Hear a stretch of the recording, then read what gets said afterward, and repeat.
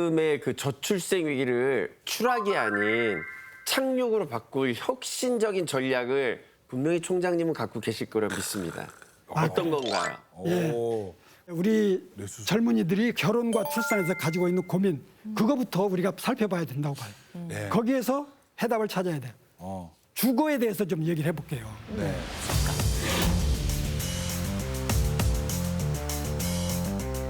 청년들은 이제 주거 문제가 가장 이제 결혼과 출산의 중요한 요소라고 생각하는데,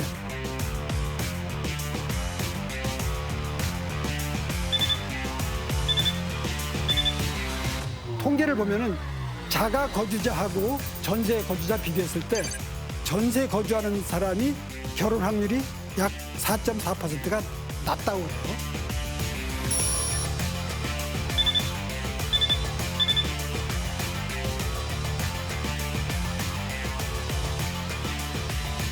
또 우리나라는 자가주택을 선호하는 경향이 많아요. 그 선진국 유럽이나 미국은 임대에서 그냥 계속 사는 사람이 많습니다. 그래서 우리나라도 임대주택 쪽으로 좀 방향을 바꾸는 게 필요하고요. 선생님, 두 번째 문제로 아까 청년들의 취업률 문제도 말씀해 주셨는데요. 취업이 뭐 어렵다, 취업 난이다라는 게 뭐 하루 이틀 문제는 아닌데 이 취업률을 높이기 위해서는 또 어떤 방법이 좀 있을까요?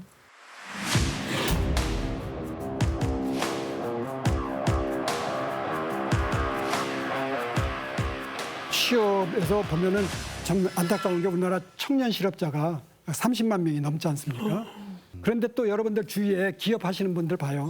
사람이 기업에서- 없다고 하는데. 그렇죠. 네. 그 한쪽에서는 직장을 못 구해요. 한쪽에서는 사람을 못 구해요. 그러네요. 이건 뭐예요? 매칭이 안 된다. 미스매치예요. 조건이 미스매치. 안 맞아. 예, 예. 그러면 이 미스매치를 원인이 어딘가? 결국은 학교에서 이 사회가 원하는 사람을 길러내지 못했다는 뜻 아니겠습니까? 전공의 그 정원이 너무 이제 경직돼서 이걸 융통성 있게 해주지 못해서 이런 일이 생긴 거죠. 저도 학교에 있지만 학교 책임이 큽니다. 예. 그냥 학교 책임이라고 막 말만 해서는 해결이 안 되고, 네. 그래서 저희 카이스트 같은 경우는 이제 직장에 아직 찾지 못한 그런 젊은이들을 데려다가 교육을 시키는 비정규 학위 과정이 있어요. 여러분 반도체 하면 굉장히 첨단 같고 굉장히 어려워 보이잖아요. 그렇죠. 근데 4개월 반도체 설계로 공부하면은 다 취직이 돼요. 오, 진짜요? 문과 나왔어도. 그럼요. 우와. 예. 이와 같이 카이스트가 이렇게 길러내는 인력이 1년에 한 300명 정도 돼요. 그래서 저는 100개 학교에서 같이 협력을 하면은 300명씩만 길러도 1년에 3만 명 기를 수 있잖아요. 이런 식으로 계속 길러나가면은 미스매치 해결되고 사회적 수요에 맞추는 거죠. 얼마 전에 카이스트랑 저출산 고령사회위원회가 인권 문제를 좀 같이 해결해보자 하면서 업무 협약을 체결했다고 말씀을 들었는데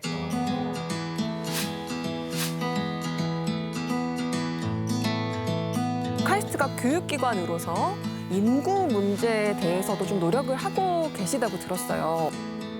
어느 시대가 있으면 그 시대 이제 시대 정신이 있고 국가의 정책이 있고 그러면 거기에 맞춰서 입시도 좀 다양화시킬 필요가 있는데 바로 지금 하는 건 이제 고른 기회 전형이라는 게 있습니다. 고른 기회 전. 고른 기회 전형. 그런 기회 전형. 사회적으로 좀 열악한 환경에서 자란 학생들, 또 다문화, 외국에서 이렇게 귀화한 분들의 가정에서 온 학생들, 다자녀, 아이가 많은 가정의 학생들도 특혜를 주는 식으로. 엄마 동생 낳아줘 나 카이스트 가고 싶어 이렇게 될 수 있겠네요. 예. 그래서 동생이 나오기를 잘 기대해.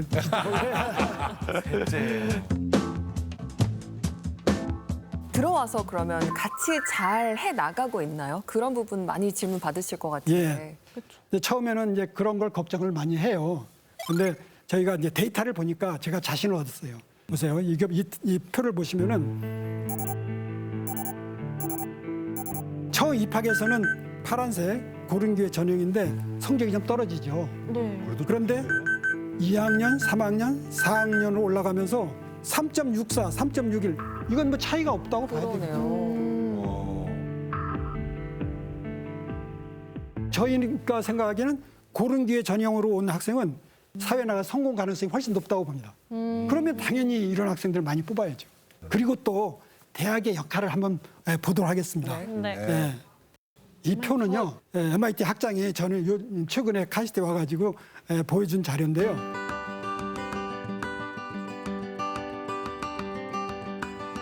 가로축은 이 학생이 입학할 때 이게 가족의 소득 수준이에요.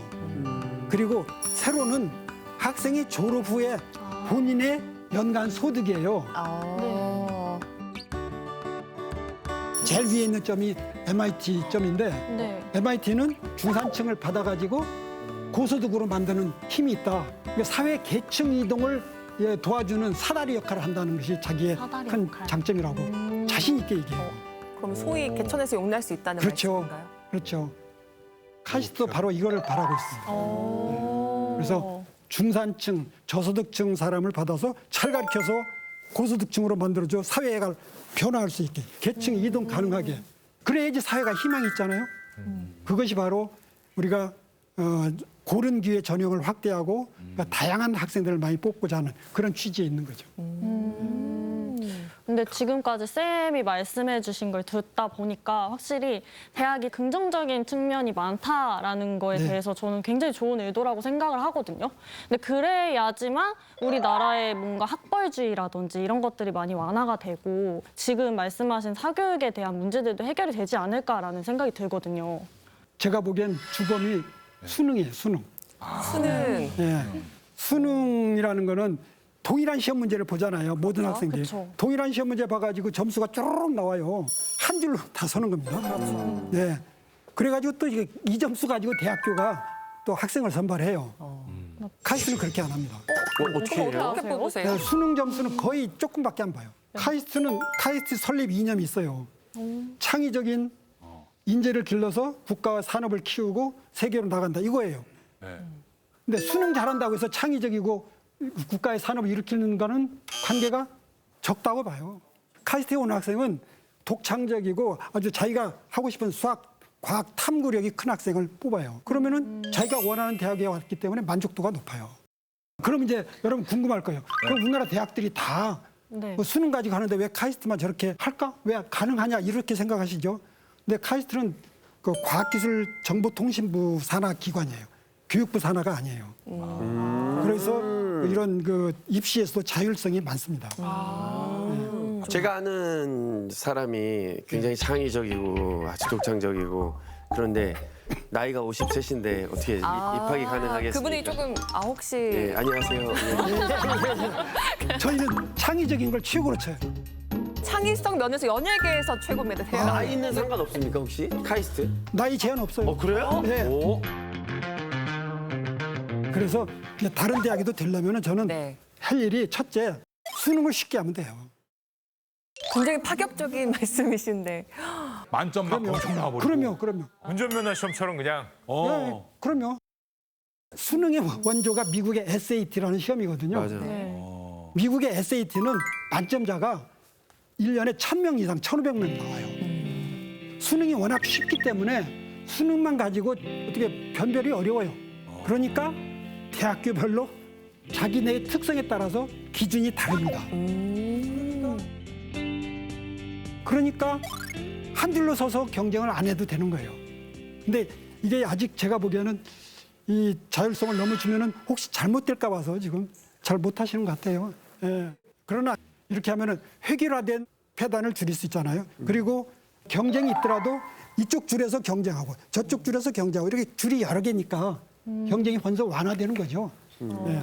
그렇게 돼서 또 수도권이나 이런 데 쏠림도 좀 완화되고. 총장님 혹시 이런 말씀을 공식 석상에서도 하십니까? 네. 네. 여기가 대표적인 네, 여기가 공식 네. 전 국민을 대상으로 가장 공신력 있는 KBS에서. 네. 그래서 그보고 약간 그래서 괴짜라고 부르는 것 같아요. 네. 집값, 취업 문제, 사교육 문제 어떻게 좀 해결할지 방법까지 지금 들려주셨잖아요.